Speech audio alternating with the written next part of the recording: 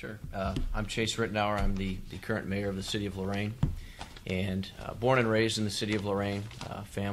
Much of my family still lives in the city of Lorain, and I'm running for re-election because I think in the first 4 years we've been able to get some pretty sizable things accomplished. 4 years ago, the city of Lorain was at a tipping point, in my opinion. It could go either way.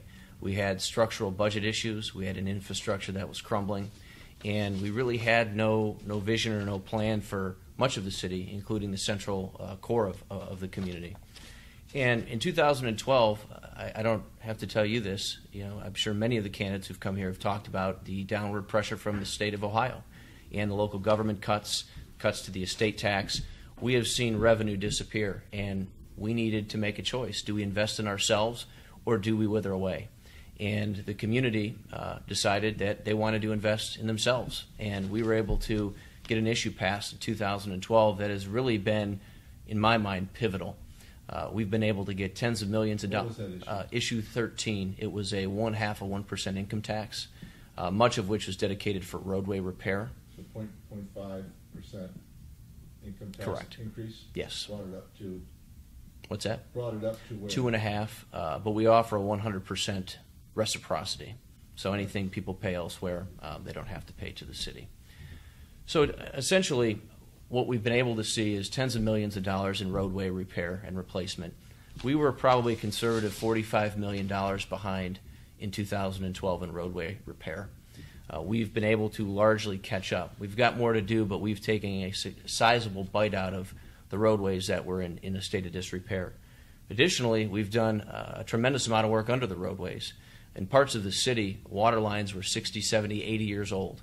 We've been able to replace a lot of those in conjunction with our roadway program. We have sewer pipes, water pipes? Water lines predominantly, correct.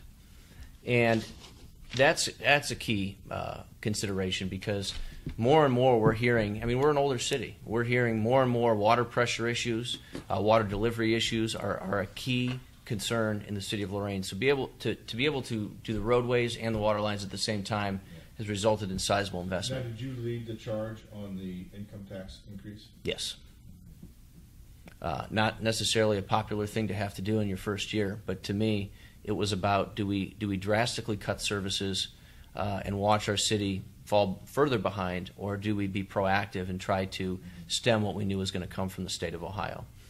So with that and those types of things, with the housing demolition program, the Mayor of Elyria, Mayor Brenda, the county commissioners, and local guy from Cuyahoga County, Jim Rakakis, were instrumental in forming a Lorain County Land Bank, which formed in 2012, and has allowed us to obtain several hundreds of thousands of dollars for housing demolitions in the city of Lorain. Were you instrumental in forming the Lorain County Land Bank? It was Mayor Brenda, the commissioners, and myself in early 2012 really pushed the county commissioners to, because they were the ones who had to adopt it to make it a formal legal entity.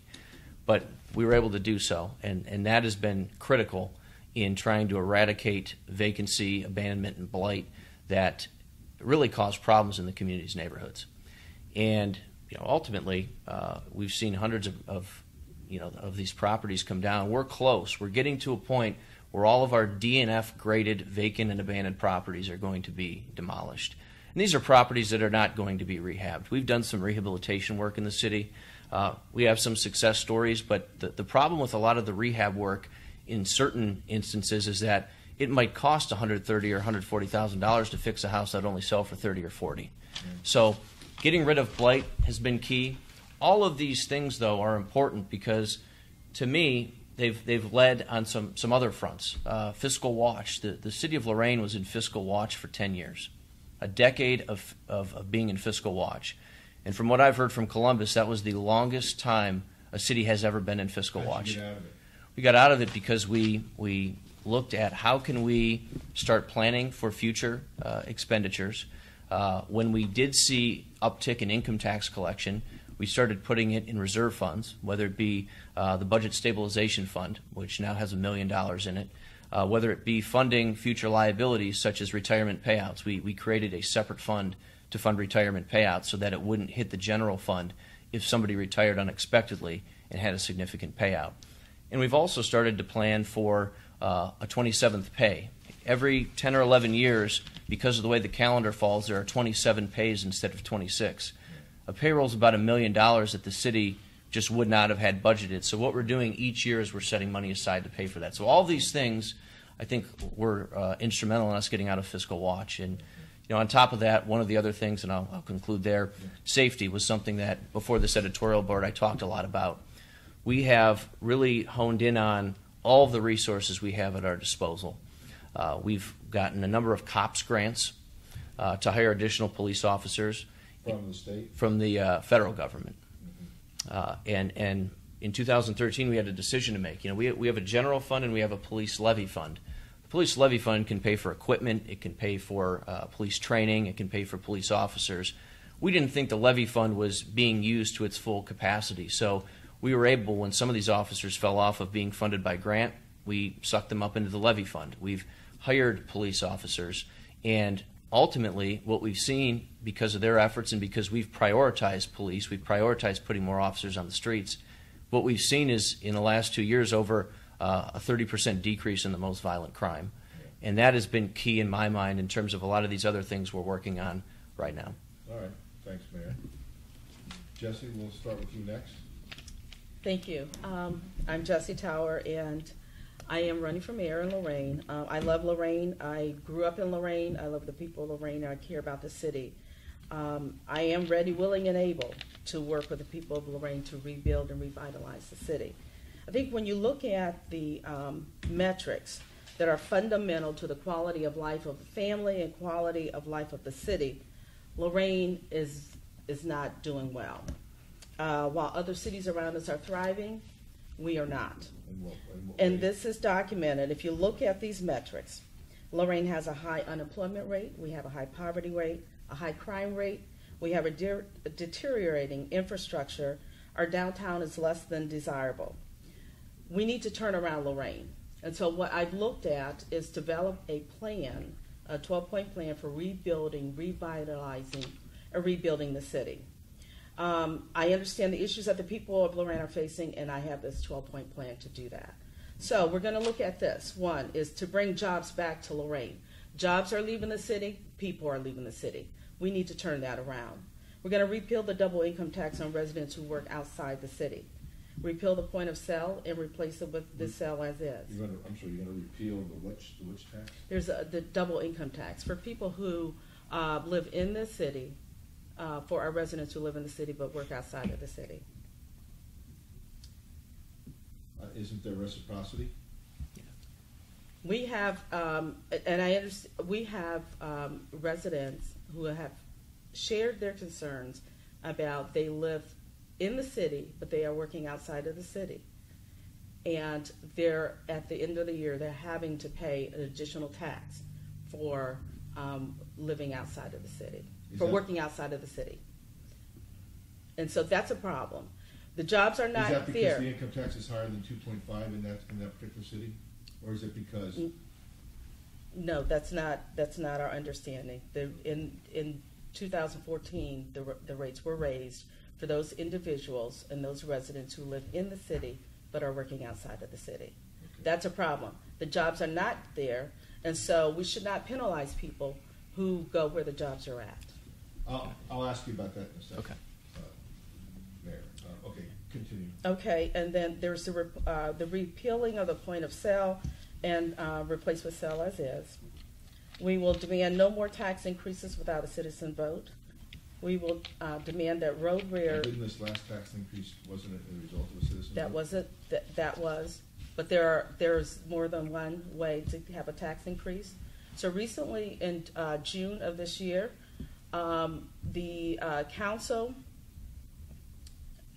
and the mayor agreed with that part, was that there's a tax. It's the license fee tax. That was initially put in on a temporary basis to fix Overland Avenue. The people were told that this was temporary. So once Overland Avenue was fixed, then there was no longer a need for that tax. And so rather than going back to the people and say, we've completed the temporary tax, what they did was they made it permanent. And what I would say is that if you want to make something permanent, because we told the people that it was temporary, Yeah. so we need to honor our word. If you're going to make it permanent, just go back and ask them and say, okay, we've done what we said we were going to do. We told you it was going to be temporary, but we want to perhaps use it for some other purpose, Yeah. and we want to make it permanent. Okay. And let the people have a say in that. But don't just take their money without giving them the opportunity to speak on it. Okay, we'll come back to you and ask you on that one. Go ahead, and remember, there'll be plenty of time to go through all 12 points. Yes. So you don't feel like you have to Okay. lay them all out here right now, but go ahead. I'm sorry, I didn't want to. Right. And as far as with roadway repairs, that we will do those timely, efficiently, and effectively. We will have a 4-year plan of how we're going to get all of our road repairs completed within those 4 years. We're going to fight for women's rights to work on construction jobs. We've paid a lot. We've paid out a lot of funds, millions of dollars, in roadway constructions.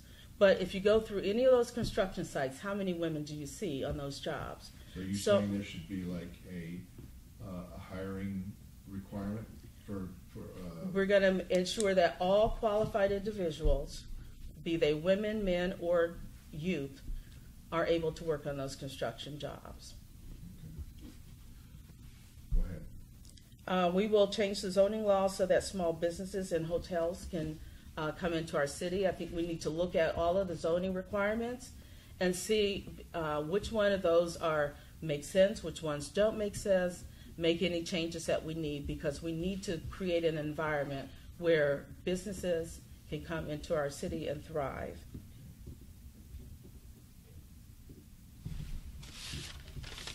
All right. We will work to decrease the crime rate. We will be looking at empirical evidence as what's causing the crime, where is it located, why is this here, and we will engage our community, our safety forces, and everyone in looking at what's causing these crimes and how do we decrease the crime rate in our city. We will establish a first-class state-of-the-art parks and recreation system. We will advocate for a first-class education system. We will establish a business-friendly environment and no to the marijuana farm. Is there a marijuana farm that is one of the 10 commercial grow farms located in Lorain? That's the proposal, yes. One of the 10. One of the 10. Within the city boundary? Yes, yes, on our prime land off of Colorado Avenue. Okay. Thank you, Jessie. Thank you. Tim, you're on. Thank you. I'm just going to introduce myself. Sounds like we're going to get into a question and answer session, so I want to seal. Yeah, you can take as much time as the other two did, or you can be brief, and we can, however you'd like to. Awesome. There'll be plenty of time. So basically, I'm a local business owner. I've owned a business in town for 17 years. I'm an insurance and real estate agent. And while I've done that, I've had an opportunity to become engaged in the community. The great thing about insurance is you work hard the first several years, and then because of residual income, you get to kind of lay back a little bit. So while my colleagues were out golfing half days, I actually started getting involved in the community, volunteering, getting involved in policy-making boards, and establishing a relationship for myself as a bridge builder in the community. One of the things I've had an opportunity to do is really work with different organizations and assist them in understanding how they can complement each other rather than compete with each other, how they can work together to establish relationships where everybody wins. And I've actually been honored as a bridge builder by Media and Views, Vision and Views Media, and I most recently received the Mallory Visionary Award from the Ohio UMADOP Federation. What is that, UMADOP? UMADOP is Urban Minority Drug and Alcohol Prevention Programs. And there's about a dozen of them across the state, and what they do is focus on working with youth and providing prevention services, and in the need also treatment services for young youth in regard to drug and alcohol dependency. As I've been involved in the community, it really allowed me to get a bird's eye view of a lot of the challenges which the mayor's been working with for the last 4 years, and which Ms. Tower is talking about. And I honestly feel that all three of us have some qualifications that make us viable candidates for this position. If not, we wouldn't be here, and if we weren't passionate about it, we wouldn't be going through the challenge of this campaign. But the reality is, I feel that what sets me apart from the group is that I have direct access to our most valuable resource. If you ask most leaders, they're going to what our valuable resource is. They're going to say our lakefront. They're going to say our downtown or our riverfront, which are our most valuable geographic assets. But the reality is that we have an untapped resource right now, and that's the 64,000 people that live in our city. Currently, there's a cloak of apathy that is over our city, and just recently, with this campaign, and prior, we've had connection to the community for 20 years now, but there's been a rejuvenation, an energizing of the community because they realize that they need to be playing a role in this political process. Energizing by who and because so I don't want to get, I know I only have 2 minutes, but there's been a movement of leadership, community-minded leaders, which I was part of. I wasn't always, 2 years ago, if you'd have asked me if I'd ever run for politics, the quick answer would have been no. And there may even be a hell in front of it, because that's not what I do. That wasn't what my plan was. Unlike the mayor, who's been looking to be a politician all his life, who's groomed for it, whose family, How old is the mayor? 30 years old. Okay, not too old. Whose family has run the city in different positions. My focus was never wanting to be mayor or be involved in any political position, but what we realized, yes. Well, just tell me real quick about this group of community leaders. Did you have a name? We had a loose name. It was called the Values Council, and we just needed a placeholder for a name so people knew what they were receiving when that came in the subject line. But it was really a movement that started with 3 guys sitting at Panera, drinking a cup of coffee, and having a conversation about how we could help our individual constituencies.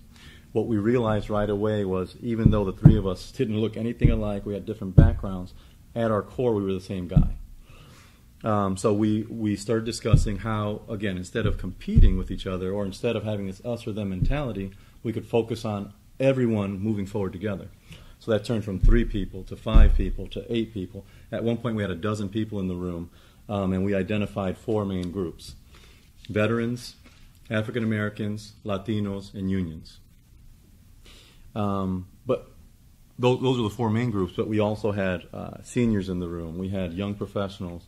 We had a disabled person. So what we realized was all these different constituencies. And our first kind of formal meeting, we decided not to have an agenda, not to have a person running the meeting, just kind of let everyone talk and let the energy flow. And it was actually probably the most uncomfortable meeting I've ever been part of, because we're all used to either leading or following. But ultimately, what we realized there, I facilitated an exercise where we took those 4 main groups and looked how every one of the dozen of us in that room was part of that. So did you come up with any conclusions? We did. Yeah. One of the directions that we started going in was creating an organization, creating a nonprofit or some type of organization where we could start doing different things. But we had to take a step back because we realized that we don't need any new organizations. We don't need anything. We have enough organizations, we have enough leaders, we have enough resources to make things happen. We just need to understand how to leverage our resources. We need to understand how to... but do you have a particular cause that you're advocating for, this values? The city of Lorain. Right. The focus is to empower, the focus shift to empowering the community, to leveraging the 64,000 people in our city, getting them excited about being part of the process. How? I mean, what do you? Is there an effort or a cause? Have you been going to city council meetings and speaking out about things? It's been a potpourri of different things. So the great thing about working with such a big group is everyone is in different places. So social media has been really a core of how people have kept in contact. But there's been a lot of energy around. We have gone to council meetings when there's been issues that have come up. But really, it's been a movement that's been grassroots, door to door, meeting in the evenings, and the focus is to truly leverage what I feel our greatest asset is our citizens. And daily, I have people contacting me saying, one young lady in particular, she Facebooked me. I'm so embarrassed because of what I see you guys doing. And I thought we were doing something wrong. And as I continued to read, she said, I'm 35 years old, and I've never had an interest in being involved politically. I've never had an interest in voting. I've never had an interest in being involved in the community. But because of what I see happening, I've now gone and registered. I'm going to go and early vote. And it's because I realize that that's my responsibility. I realize that I need to be part of this community. Okay. All right. Okay. Thank you. Let me ask the mayor, first of all, because I want him to respond to some of the comments that Jessie made about the income tax, and some are being double taxed, and also there was another tax issue that if you could comment on those two. Well, in terms of the metrics, you hear a lot of times, well, there's no jobs in Lorain, jobs are leaving. Well, we track it. It's tough sometimes to track FTEs or full-time equivalents from an income tax standpoint. We look month to month in terms of income tax receipts. And what I can tell you is, I took office in 2012. What we did is 13 and 14 are more complete years since I had been in office. So I did a quick look at 13 to 14 income tax receipts in the city of Lorain. And from 13 to 14, tax rate didn't change. It was the same. We collected our income tax in 2013 collections was about $22.7 million. In 2014, it was $25.7 million, about a $3 million increase, or about a 13%. So, to me, you look at income tax receipts going up. More people are working. More people are making more money.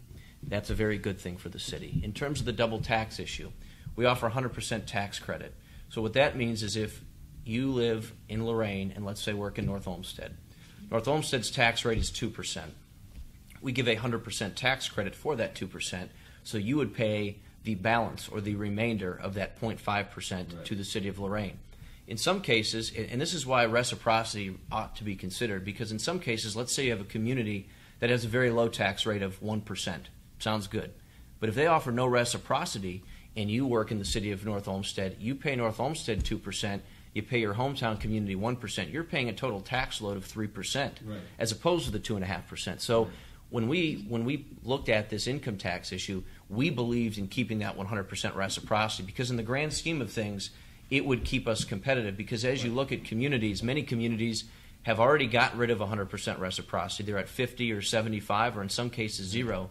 And others that have the 100% are looking at scaling it back. Well, what is she talking about then when she says some people are being double taxed? I think at tax time, if people don't do estimated tax payments, and April comes along, and you've paid North Olmsted your 2%, you would owe the city your 0.5%. So it's not double tax; you're paying the difference of the two. That would have gone into effect in 2013 after the 2012 vote. Does that explain what you're saying? No. I think that I've had residents, and these are people. And one I know, because he does work. It's not a CPA, but he does that professional level work, and he's experienced the same thing. But I've had several residents come to me who live in the city of Lorain, and this was the ordinances that changed in 2014, that they have experienced that this double taxation, because they are living in the city of Lorain and they're working outside of the city. So I think we'll just leave it. These people, they're all detail about and so we do need those to draw a conclusion as to what's going on. But they're experiencing something. Okay, they're experiencing these issues, and so there just needs to be clarification about that. But these individuals are experiencing these issues with regard to the taxes. A number of these individuals have come to me, and I get the calls too. Hey, why am I being double taxed? They've asked, maybe not the same ones. I get calls about taxes, and why am I being double taxed? And it typically is around tax time. And when explained, 2% reciprocity, and it's confusing, because at one point the city in 2009, I believe, or 10 before I came into office, the city scaled back reciprocity to 50%. The voters enacted an ordinance on the ballot through a citizen initiative to overturn that. But when it was at 50%, it was even more complicated because you're only getting half of the tax credit. But ultimately, yeah, once explained, there were no ordinances that were changed in 2014 that has anything to do with this. The other thing I want to get in real quick is the light. Quickly before, so the half percent increase went into effect what year? It would have gone. It passed in 12, went into effect in tax year 2013. Into effect 2013, and you were elected in 2011, and you took office in 12. Correct. Okay. All right. The other thing is the license plate, the $5 that was temporary. Council passed it. I did not sign the ordinance. I returned it to council. They passed it. I think it was a 10 or 11 to. It was a 9 or a 10 to 1 vote. There was no way to. I mean, they were going to do it. My issue with it, and I would share Ms. Tower's issue at the time, was that I wanted it to continue to be temporary. I thought they could have extended it for another 5 years as a temporary tax. Talked about where it was going to go when it was initially done. Again, this was prior to my administration, but they sold it on one particular road in the city, one of the major thoroughfares. I thought that would have been a good approach to continue, so I didn't sign that legislation. But it went into effect anyway. It goes in right. It went into effect anyway. So it sounds like Ms. Tower thought it should go away. You thought it should go away entirely. Right. Yes. And, if we promise them that it's a temporary tax, we're going to use it for a specific purpose. Right. Then yes, we use it for that specific purpose. But don't come around at the end and say, "Well, we're going to make this permanent." Right. So for me, if any legislation comes before me like that, I would just veto. Yeah. Well, now what about the mayor saying that his idea was, or his desire would have been not to have allowed it to go away, but to have extended it again on a temporary basis? Would you have gone for that? I was still talked because we made an agreement. We have a contract. We've talked about that, and so I would still have to go to the people to say, okay, this is what we agreed to, okay, and we agreed it was temporary. We fixed the road, and we don't. Well, did council do that when they made their no. when they voted? Did they acknowledge the fact that they had originally said this was temporary, but that we did feel a need to make it permanent? Yeah, I mean, it was in the legislation, and I had expressed my concern to council members that I would prefer to see it continue temporarily, but I think council members looked at it and said, we've made so much progress on the roadways, we want it to be permanent. I happen to disagree with that opinion. And they were going to use the money to do other roads? To do other roads, purchase roadway equipment, whether it be concrete, asphalt. When you talked about the tens of millions of dollars that have gone into roads during your time, has that some of that license fee money been part of that? No, that money was encumbered in 2010 as a result of Oberlin Avenue. So all of that license fee went to paying the debt on Oberlin, or paying for Oberlin Avenue to be done. 2010. Correct. The renewal was done the issuance was 12. Correct. But making it permanent was done it was earlier this year. It was going to expire. It was a 5-year temporary license plate fee, and so but if it went into effect in 2012, then it has provided money for the range. Right? It went into effect in 2010, ran through 2015. So it was 5 years, I believe, is the license plate fee. What it was done for, though, is the city at the time had to illustrate to the state of Ohio that they had the revenue to pay for the project, which was Oberlin Avenue. It was a complete replacement of Oberlin Avenue in the city of Lorain. So when I came into office in 2012, that money was already encumbered. We were collecting it, but it was already dedicated by council ordinance to debt service. So you're not including that? No. Okay, all right. Tim, what were your thoughts on this license fee?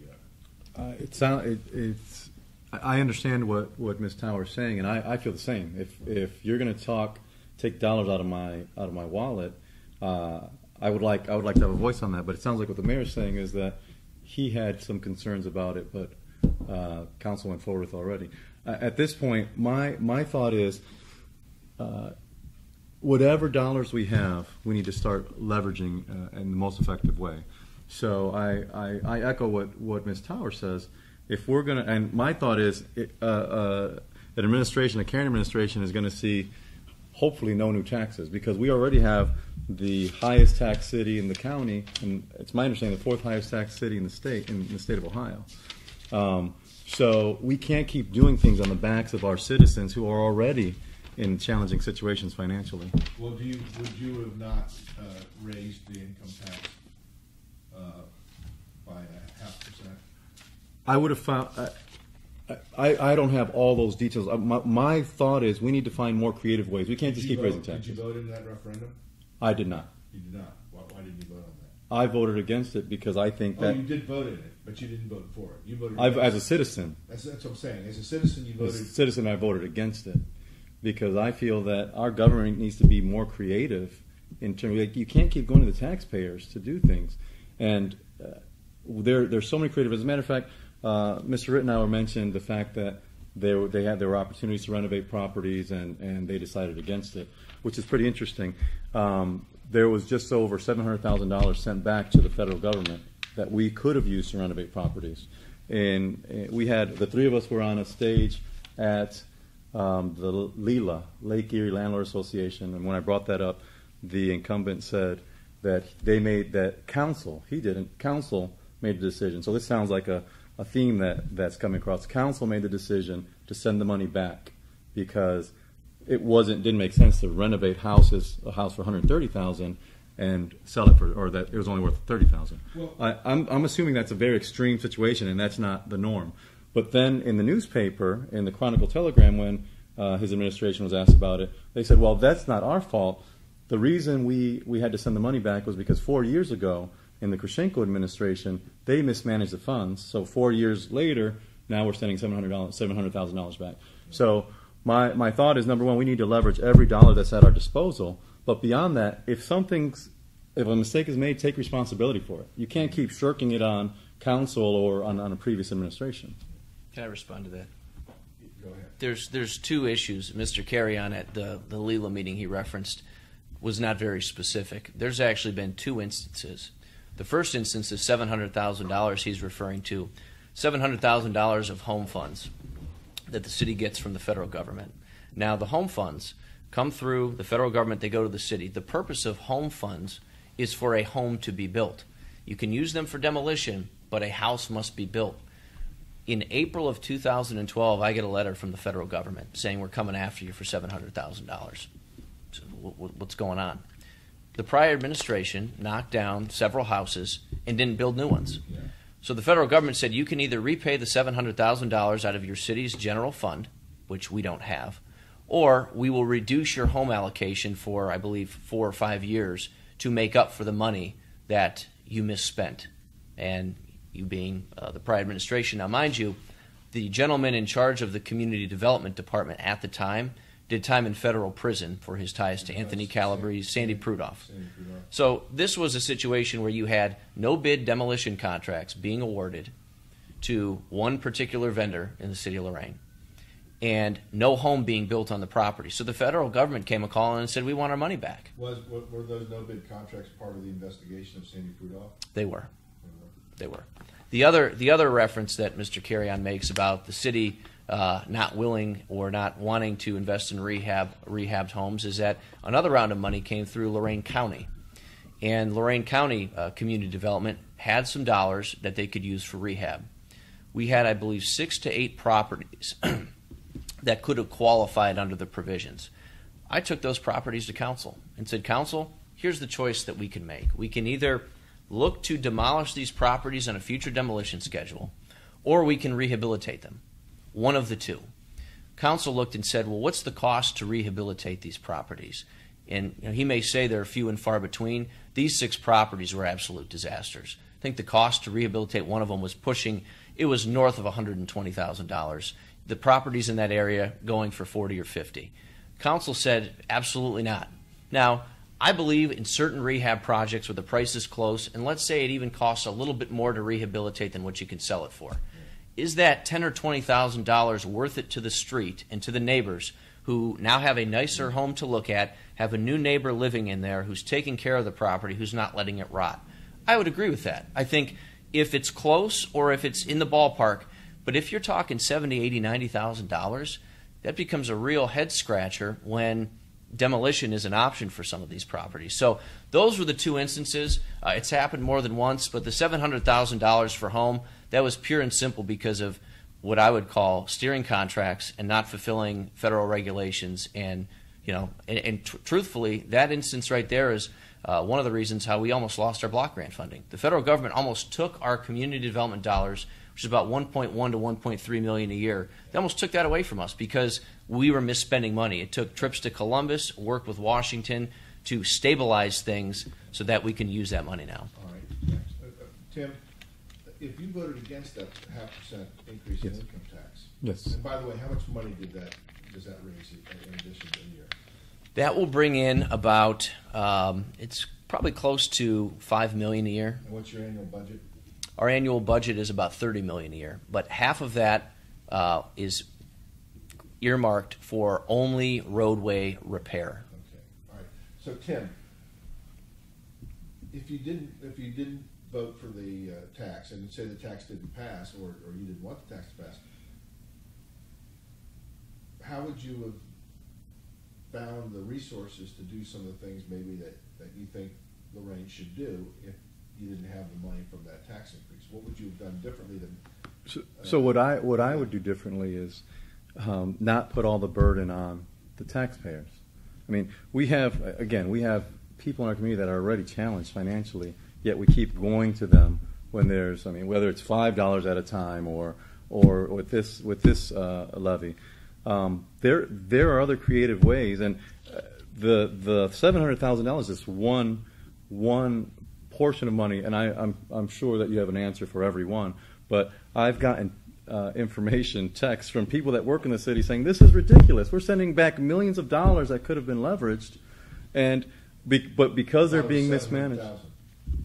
I received a text informing me that there's several different ones. So my point is, number one, we need to manage the money we have well. We can't keep sending dollars back. We can't keep mismanaging funds. And we need to leverage every resource. I cringe every time, and it's not only government, but organizations do it all the time. We're looking for other revenue streams when we haven't leveraged all the resources available. Well, do you not think that his explanation, the mayor's explanation for that $700,000, you're not buying that explanation that it was because of what had happened? In this instance, we'll have to take his word for it, obviously. But what about the other amounts of money? You're talking about the ones from Lorain County, not the federal government, but the ones from Lorain County. If you go to the next question, I'll pull up this text and don't peek. All right, Jesse, did you vote for the income tax increase, the 5.5%? Was that in 2012? 12. Did you vote for that? Do you remember one or the other? I can't recall, because in 2012, because I was in Columbus for 25 years, and I grew up in Lorain. I lived in Columbus for 25 years, and then I returned back after I retired. I retired August 2011.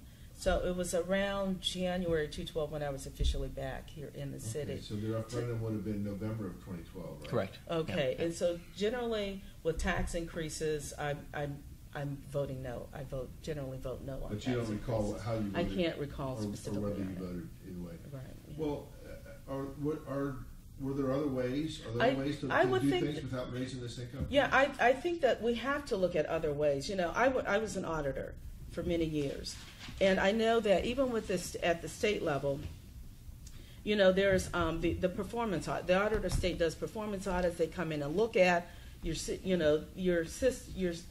operations and look to see, okay, where are there ways that we can save monies? Are we efficient in different areas? So I would actually first take an approach to see, okay, where are we? Are there areas where we can recognize greater resources? That we have those opportunities there, but we're not leveraging those.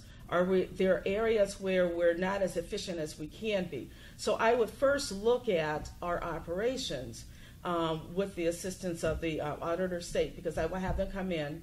I would ask them to come in to do a performance audit.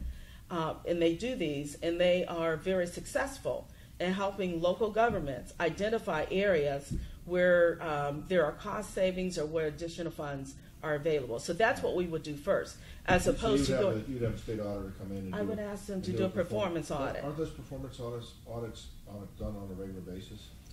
There are many different audits, but performance audits, sometimes you generally would request them to come in to do a performance audit. Okay. Mayor, have you ever felt the need to have the auditor come in and do a performance audit? The auditor is actually the one who took us out of fiscal watch, Dave Yost, who I don't think he would deny the fact that he's a very conservative Republican. And Dave and I have actually met a few times even after and during the fiscal watch discussion. And we talked about performance audit. And I referenced the fact that the city of Lorain did a performance audit in 2004. Many of the recommendations in there have been taken. Some of the recommendations in the performance audit, and this is why I don't think there are cure-alls, because a lot of what a performance audit will say, at least as I was going through the one done a decade ago, a lot of these things you have to get in negotiations, whether it be staffing, whether it be benefit packages, whether it be wages. Those have to be done through collective bargaining. But a lot of the areas where it was referenced that, to cut down size or to right size, it's been done. And I think when you look back at the city's workforce in the last decade and look at where it's at now, we've seen drastic decreases. We may have close to 450 full-time employees. 10 years ago, we were probably pushing 600 or 700. I mean, many positions have gone unfilled because of budget woes, because of the fact that we just can't fund them. So in terms of a performance audit, Auditor Yost and I have talked about it. I referenced the 2004 audit. I think we're doing a lot of those things. The other issue with the performance audit is we have to pay for it. We have to pay money, and if we can save dollars and get that back, then it could go toward it. But ultimately, there is typically a cost with the performance audit. And at this time, I think with the one done in 2004, we've made a lot of those changes, and other changes we want to make, we're going to have to get it at the bargaining table. Now, Mayor, you're 30 years Yes. old. Actually, you just turned 30. I'll be 31 next month, but who's counting? Oh, I'm sorry, I was thinking the wrong thing. That's pretty young for a mayor. And Tim referenced your family. Fill me in. Have you had family members who have been in politics in Lorain County? Yeah, blood relative-wise, my grandfather in the 70s was involved in city and county politics and ran for Congress. And then one of my blood uncle was on city council in the late 80s. And what precipitated that was they were owners of a number of properties. The family at one point had 7 drive-through beverage stores that I worked in as I was going through college and high school. And had a golf course, sold that to a soccer academy, but we don't have that. We have part of it, but not all of it anymore. But my grandfather was very active in the community and in terms of civic community, the political community, and I never really ran on his record, though. When I campaigned 4 years ago for the city to elect somebody who, as you mentioned, I don't fit necessarily the typical profile of a mayor. But I think the city wanted something new. I think it wanted a change. It wanted a data-driven approach. And that's what I campaigned on. I didn't campaign on the family or my grandfather or anything like that. What's your grandfather's name? Fred. Fred Ritenauer? Yep. Is he still alive? He's not. He passed in 1988, and my uncle Fred, they were both Freds.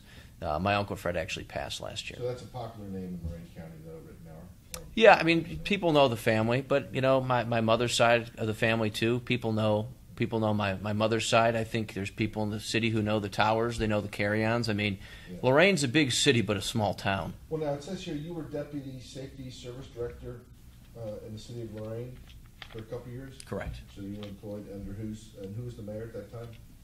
My predecessor. Okay. And you also worked for a while as you were lead director of Public Safety and Service and the Public Works Commissioner in the city of Homestead? Correct. So I guess what public or civic management that's your chosen field? Yeah, I mean, when I graduated college, my goal is actually to go on for a PhD, to teach or to get involved in the private sector, and I still have those goals eventually in life. But at the time when I graduated with my master's degree, I was offered a position in the city of Lorain. I was still able to teach at the same time while taking that position. And from that position, I obviously got interested in city management and became a deputy safety service director and was ultimately offered the position as a safety service director. So yeah, I have had a good amount of experience in civic management. What do you teach at Lorain County? I teach any number of courses. I teach some of their American government classes. I teach contemporary world problems. They have me do a lot of public administration. I'll teach budget and finance for community organizations, organizational leadership, introduction to public administration. Pretty much whatever they ask me to do, I tend to do it. Okay. And Jessie, your background is as an auditor and a manager with the Job and Family Services for many years. That's correct. And now you are it says here you are the director of Tower Educational Learning Center. I assume that's a child care Yes, provider. run for child care services. Yes. And you're the owner as well as the director? Well, it's a nonprofit organization. Uh-huh. So I am the executive director of our organization, and I'm the director of the Learning Center. Now, are those connected, Tower Educational Consulting Group? Yes, the consulting group actually is the owner of the Learning Center. Okay, are you paid in both positions? Are you paid as an executive director of the consulting group and as the director of the Learning Center? No, actually, I'm volunteer. I'm a volunteer. Oh. Mm-hmm. Oh, really? So this is not a paid... Right, yes. Oh, That's okay. correct. I'm retired from the state of Ohio. So I have my pension from the state of Ohio, but I volunteer for different, I volunteer with my church, and I provide services to... Now, this nonprofit has your name on it. Mm-hmm. Yes, that's our family. Our family has been very involved in the education process. My family is very proponents of education. There are 10 children in our family. All 10 of us have been to college and are college graduates. Is there a Tower Road? There is a Tower Boulevard, but it has nothing to do with us. All right. Yes, y'all grew up but but we're very very passionate about education. My parents are, and we all I went to college. Many of us started out at Lorain County Community College and went on to other areas. But we work with children. We provided as our Tower Educational Consulting Group. We worked with the many different school systems, in the state of Ohio previously to provide after-school tutoring in reading and math as part of the No Child Left Behind program. Yeah. And we did that until Ohio opted out of the tutoring program. Mm-hmm. But we tutored hundreds of students across the state. We contracted with Lorain City Schools, Elyria, Cleveland Heights, Sandusky, Columbus. What's your budget? Our budget is right now what we did once once Ohio opted out of the No Child Left Behind, then we transitioned into the Child Care Learning Center because we wanted to prepare children for kindergarten. How many facilities do you have? Currently, we have we have one facility that we provide the child care services How many at. kids? Currently, we have 19 children enrolled in our program. That's a new program for us with the Learning Center. Okay. But before that, when we were providing tutoring, we tutored over 100 kids. So is this a family thing? Or like you have family members that run it? Yes, I'm the primary person now that runs the center. Okay, but you don't have any paid employees? You gotta have paid employees. We do have paid in. We do have. You have to have teachers, right? Yes, we have 3 paid employees. Yeah, okay. And have you've never been involved in politics before? Or? I've been involved. My father has been involved in the local community for many years. He is a pastor. We've been involved with him in serving the community. And as you can see, and so your father is Reverend Peter Tower, and he was involved in many of the community action, many of the civic community groups in the city, and so we participated in that. We're servants of the community of the city. And you're a Republican. I am a Republican. Have you always been a Republican? For many years, I have been. Yes. Had you been something like a Democrat before then, or? Well, my family traditionally had been Democrat, but probably since around '80, I've been. What made you? It's not. It's about. I am a conservative. I believe in the lower taxes. less government intervention, the regulations. We need to make government work for the people, and not the people work for the government. And so we try to make, the government should be here to help the people, not to hinder the people. So we work and look at what are those policies that's going to, even with my vision, to make Lorain a better place to live, work, and raise a family. So what are those policies that we need to put in place that will make Lorain a better place to live, work, and raise a family? And that's what we measure all of our policies against. You were born in Orville, Alabama? I was born in Orville, Alabama. It's a small town about 15 miles outside of Selma. And so that's where my parents were raised at. But they came to Lorain, Ohio. What brought them to Lorain? To make a better life. Their Did they uncle, have family here? yes, their okay. uncle, my father's uncle worked at U.S. Steel.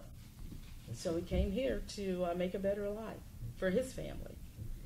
And I think that's generally what people do. Many people come to Lorain because they want to make a better life for their families, for their children, and for themselves. And so that's why, we're the international city. Right. And so they're coming from everywhere. And so we got to get back to that. And Tim, Yes, sir. You're insurance. Correct. You were telling me on the phone the other day that you were an Allstate guy for like 15 years. 15 years, and that's just in correct. the last couple of years, you became an independent. In 2013, I sold the agency. In 2013, I sold the agency and started a new agency about almost a year ago now. Okay. Where's your office? Actually, right now, I have the luxury of working in my pajamas. I have a home office. I was the agent on Oberlin Avenue. I was the Allstate agent in the whole city for 15 years. You used to appear during Indians games. Or is that State Farm or is that Allstate? We all do it. I mean, we all, or they all do it now. But yeah, the independent agency is something that I get to control the tone. The Allstate agency became very corporate, and also I was at a time where I was transitioning and doing more community work, so it actually worked out well. That Did it say Tim Carrion, Allstate agency? It did. So people knew your name. Absolutely. From that, probably. Absolutely. Okay. Okay. And something else here.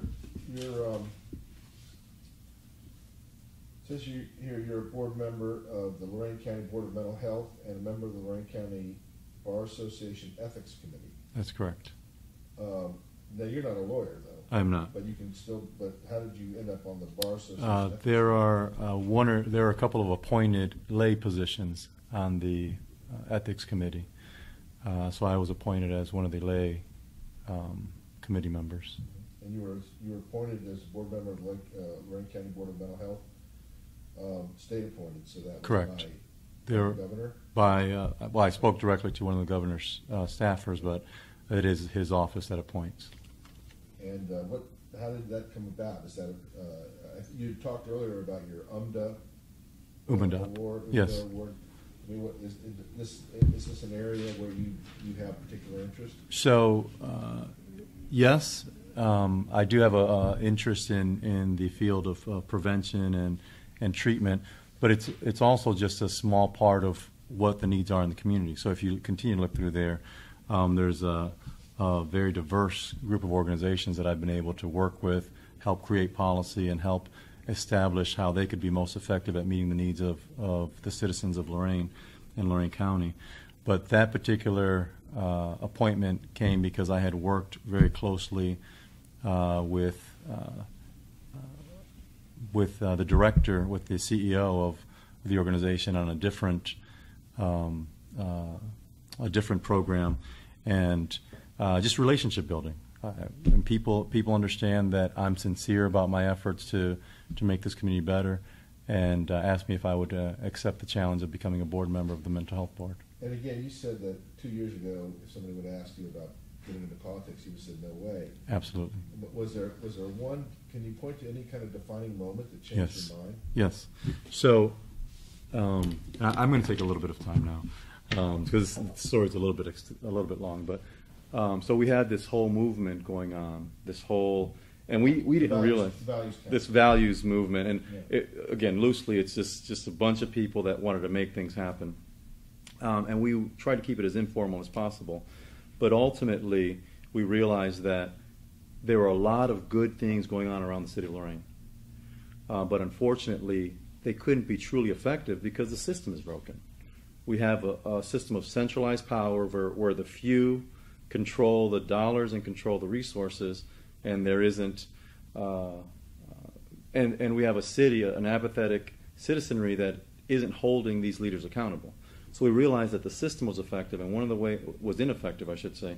So one of the ways that we could begin to change things was to infiltrate that and begin to identify other community-minded leaders to run for office. Again, it didn't start out as anything political, but we realized in order to truly fix the situation, we had to become part of this power base. So we began to identify people for council at large, and mayor. And I was on the recruitment team. I was on the identifying team. I wasn't. I let the team know I did not want to be a candidate in any position, and we vetted. We were able to find people, and several of the new faces on council were either informally or directly connected to this movement. And there's several new faces on council, which is an indicator that the community is ready for this movement, is ready for this change.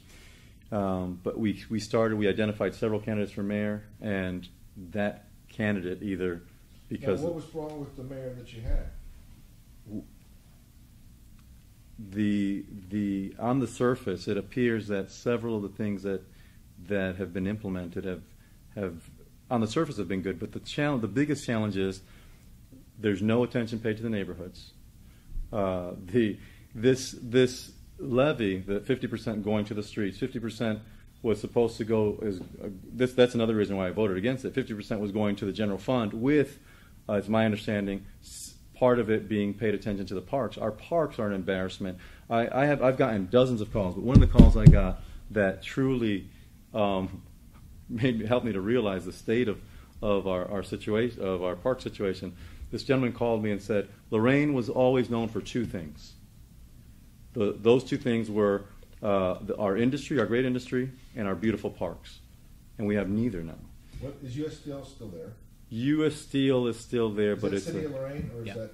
Okay, yeah. And what about Republic? I believe both are still there, but they employ a fraction of what they employed at one time. Yeah. Okay, I'm sorry, I interrupted. So basically that pivotal moment that made me realize that I needed to do this was we were trying to identify someone. Several people we vetted, and we thought they're not a good fit. They're not the type of community-minded individuals that we need to get away from the norm, to get away from the status quo, to get away from, many people call it a good old boy system, many people call it, this centralized power base, but basically to give the power back to the community. A couple of people identified said they would not take on that challenge. We put on an event in South Lorain. We blocked off 2 city blocks. This was a year and a couple months ago. We just did the anniversary of it a couple months ago, but it was called National Night Out, and it was focusing on one of the hardest hit areas of our city, and allowing the community to understand that law enforcement and the other agencies that were in the community were there to support them, but also to let these agencies know that our community was thankful for the risks that they take daily to keep us safe. It was a hit. We had projected close to 700 people there. We had bouncy houses for the kids. We had live bands playing, people dancing in the streets, push-up contests with the troopers. We had Lorain Police, Fire Department. We had the troopers. We had FBI, Homeland Security. You name it, the organization was there. So at the end of the night, I thought, okay, we really impacted this community in a positive way. We've truly hit a home run here. We were cleaning up at the end of the night. I'm sweeping something up in the middle of the street, and this young man comes and tugs on my shirt and says, "Sir," and I turn around, It's the middle of Pearl Avenue, which is, again, a very hard-hit part of the city. An 8 or 9-year-old kid is still out in the middle of the street. It's about 9 o'clock at night. Tugs on my shirt and says, "Sir, are you coming back tomorrow?" I said, "No, son, we're not coming back tomorrow." He said, "Oh, you'll be back next week." And I said, "Son, no, I don't even know if we'll be back next year." He said, "But we need this." And that was the pivotal moment where I realized so many things are happening around our community. Wasn't that all done without the government's involvement? Correct. Why would I assume if you asked the mayor, So hold on a second. That was probably a pretty good event. Sure. But the reason that impacted me so much is because I realized that I thought we'd hit a home run, but all we did was give this kid an aspirin for 2 hours. Yeah. At the end of the night, he had to go back to his reality. What was the name of that? National Night Out. National Night Out. Okay. Yeah. So that was the moment I realized that we have to truly infiltrate the system, because these neighborhoods are not being touched. These neighborhoods, this kid is living in a situation where he's out in the middle of the street. And what neighborhood was that? Was it held in? That was on Pearl Avenue, between 28th and 30th. One other quick question. Okay. Jessie, you've never been involved in politics before either, have you? No, my father had ran many years ago, back in the 70s, and so he ran for mayor. Okay. And so we were involved as young children, passing out literatures, going door to door. So we had that kind of exposure.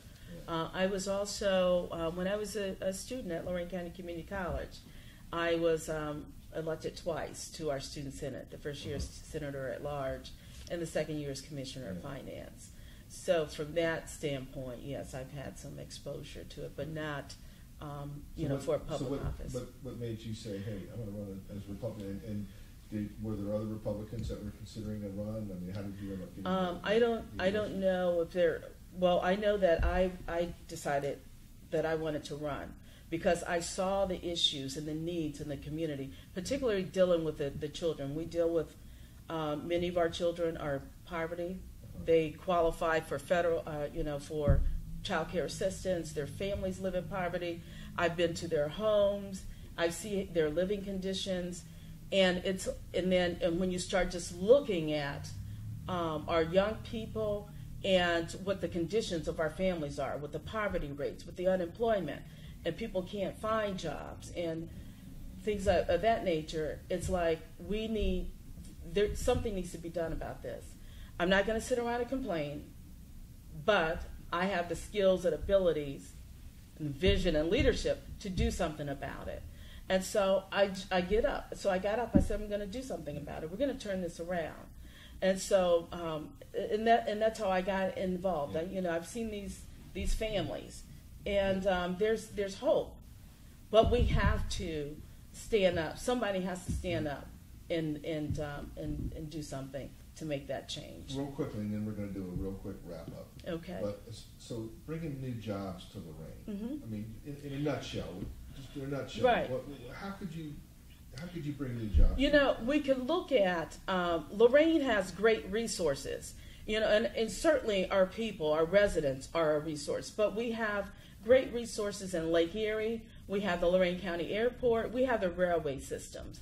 And so what my administration, what a Tower administration would do, is to reach out to employers, be they domestic or international. We would reach out to domestic and international and share with them the resources that we have available. And we would create that climate where businesses would want to come to Lorain. We would create, be it taxes, be it the regulations, the red tape, so to speak. We would find, we will look to those businesses, even the ones that have left. Why did you leave Lorain? Or why have you gone to other cities? Because Avon Lake, all these other cities, employers are going there. Why are you going there but you're not coming here? So we need to understand why these industries are going elsewhere. And we will look at those new industries and we will create that environment. U.S. Steel and Ford are gone. We've become too reliant on U.S. Steel and Ford. But we have to make some changes, be it solar energy, be it the wind turbine. We have to look at what resources and what industries are emerging that are out there. We have Lorain Community College. They're training our people every day. But when they can't find a job once they get trained, so they go Lorain elsewhere. Community College is in what city? It's in Elyria. Yeah. Okay, and they do have a branch downtown Lorain. Is Ford still out there?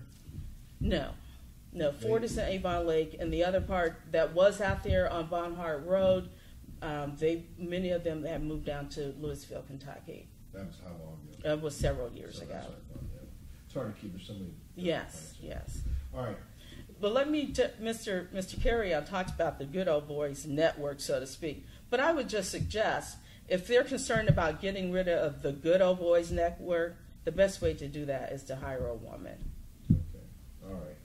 All right. Let's each of you take and just really try to stick to just 2 minutes at the most.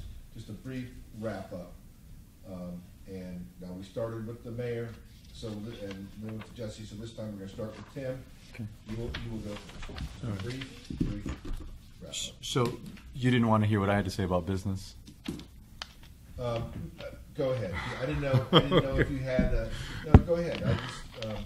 Okay, because my approach is a little bit different than both, and my focus. I'm a small business owner, and I understand that at our peak before the bubble burst, we employed 6 people in our agency.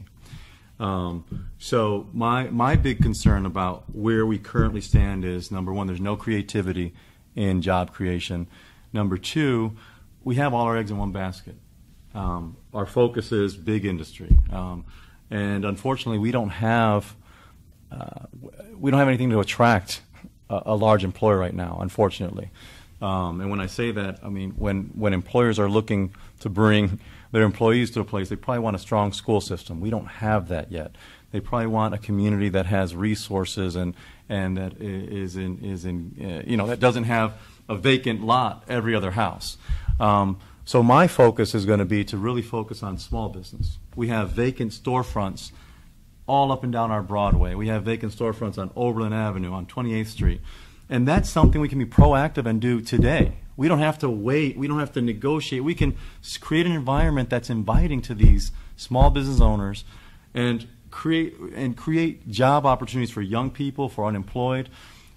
Filling the vacant storefronts downtown with small businesses will increase foot traffic. It'll give the potential to increase our. And how do you fill the vacant storefronts? It's easy, about creating relationships, about looking. When we focus on service-oriented businesses, we have 64,000 people in our city that need services.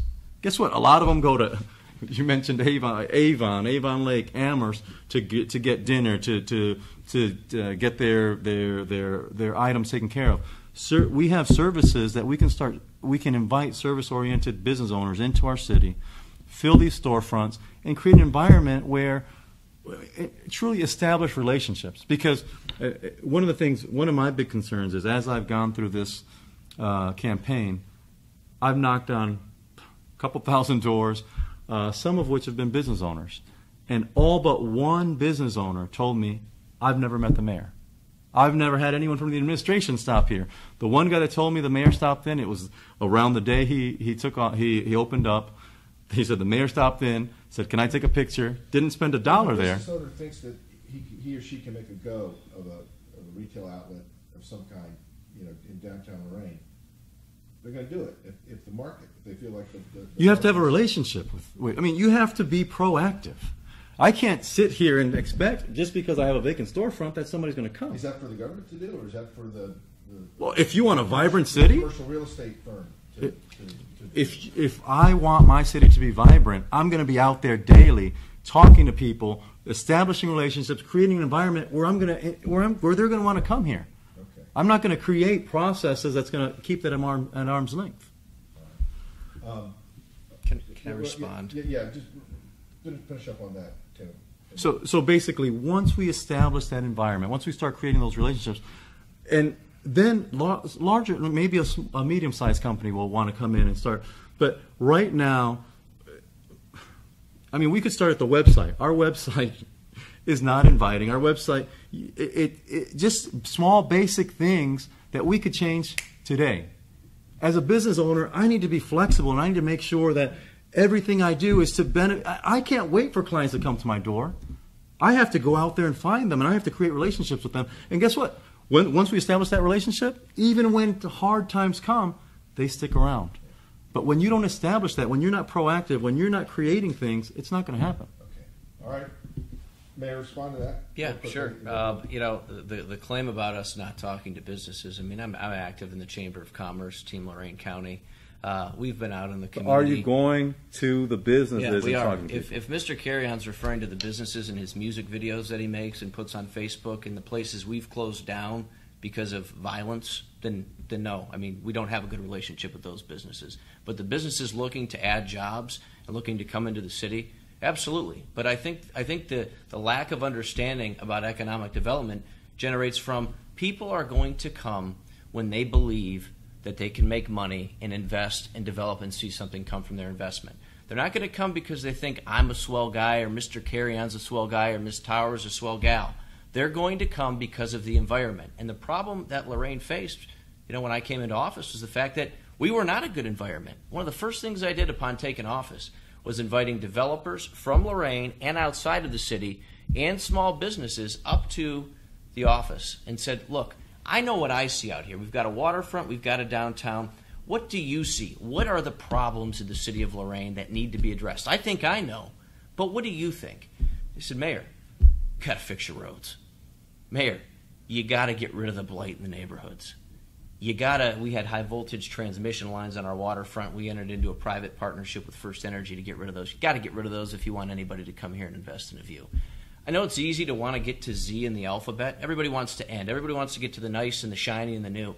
But it's not that easy. There's no magic wand. There's no pixie dust. And this notion that we haven't worked with small businesses, I would certainly disagree. You look around the city, you see larger businesses that we've worked with. U.S. Steel, for example, they're going through some tough times right now with the oil and gas industry, and they're down. But we conveyed them some city property so they can build a new substation, so that they can get more or better control of their utilities, so that in the future, hopefully, they can expand.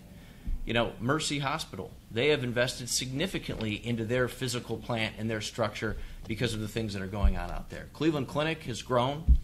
You look at smaller employers, Emerson Power Network has grown. First Student, a busing company, but it's jobs. And, what I think is lost sometimes is we focus on big industry, and obviously we're going to continue to do that. But the industry I'm working with now that has 15 people but wants to add another 20 or 25. That matters. But you know what they need? They don't need me to come wow them about various things. They need ingress and egress. They need property to acquire to be able to get cars in and get cars out. The company that wants to grow from 6 to 30 on the east side of Lorain, what do they need? They need property. They need an additional building, an additional warehouse. Those are the ways that the city can work with small businesses. There's no simple fix. Anybody who thinks that it's just going to be a magical solution is incorrect. But I would say that if you look at our investment in infrastructure, reducing crime, reducing blight, it's starting to pay off. Okay. Rocket on the River's come to Lorain. They left Cuyahoga Falls. They're in Lorain. We attracted the Firefish Festival with, again, Cuyahoga's own James Levin has come to Lorain. We're seeing people are starting to acquire properties on Broadway with plans to put things in them. We've seen more land acquisition and offers put in on properties on Broadway in this past 6 months than we've seen probably in the last 4 years. And I think that's because of the things we're doing, the investments we're making are starting to make a difference. All right, very good. We went a little longer there, so let's do this. Take 1 minute, and I've got my stopwatch here. Each person, just take 1 minute to wrap it up. Tim, go with you first. Okay. Basically, beyond what I'm saying, the people of the city are speaking. I'm endorsed by the Lorain City Workers. I'm endorsed, and I'm endorsed by Lorain County Association of Realtors.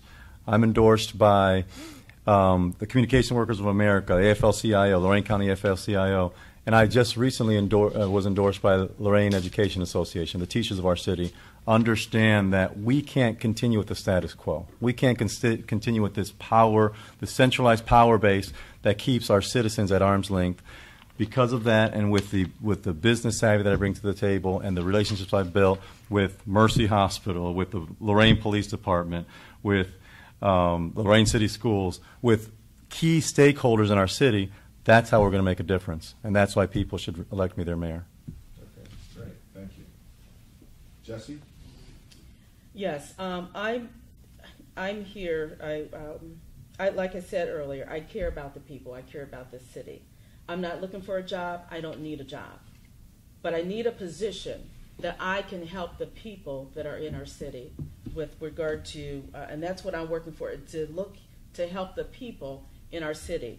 When we look at these metrics that deals with the quality of life of a family, the quality of life of a city, we don't look very well because of the poverty rates, the crime rates, the unemployment rates. We need to bring jobs to this city where people, men and women, can make a decent living, a living wage, and they can put food on their table, a roof over their kids' head, and clothes on their kids. And so that's where I'm here, is to help the people of Lorain. I don't care about the special interest groups, all these endorsements. We're getting into special interest group. My concern is the people and to how to move the people forward. Okay, great, thank you. Each of you, just under 1 minute. Okay, Mayor, last word. Okay, yeah, I've been endorsed by any number of groups, our police officers, our firefighters, the Steelworkers Organization of Active Retirees, most all the trade unions who do work in the city, as well as the United Auto Workers CAP Council. But the bottom line is, I've heard the word metrics talked about. The metrics of our city are improving. Road repairs are up. Getting rid of vacant, abandoned, dilapidated eyesores that attract crime into our neighborhoods. Those demolitions are up. Our budget's balanced. It's stabilized. We're seeing investment in our city and development in our city coming into the downtown area. We're also seeing, though, since I took office, an unemployment rate that is down. Poverty rate from 2013 to 2014, per the census statistics, down 17%, and in that same time, median household income up 9.8%. The metrics of our city are improving because our plan is working. On November 3rd, I asked the voters to reelect me as their mayor. Thank you. Great.